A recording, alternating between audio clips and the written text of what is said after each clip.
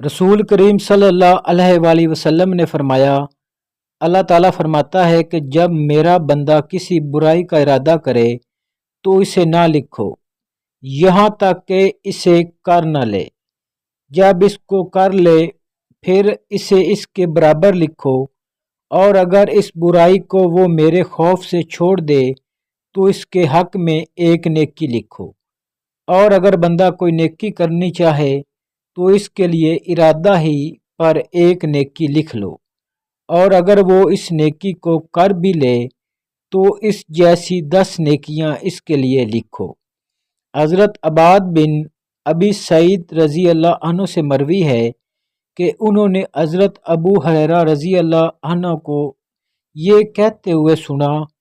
کہ رسول اللہ صلی اللہ علیہ وآلہ وسلم یہ دعا کیا کرتے تھے جس کا ترجمہ ہے، اے اللہ میں 4 چیزوں سے تیری پناہ چاہتا ہوں: ایسا علم جو فائدہ نہ دے، ایسا دل جس میں خشوع نہ ہو، تیرے سامنے جھکتا نہ ہو، ایسی طبیعت جو سیر نہ ہوتی ہو،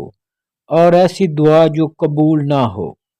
حضرت ابو داؤد رضی اللہ عنہ بیان کرتے ہیں،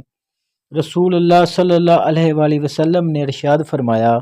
جس بستی اور جنگل میں 3 آدمی ہوں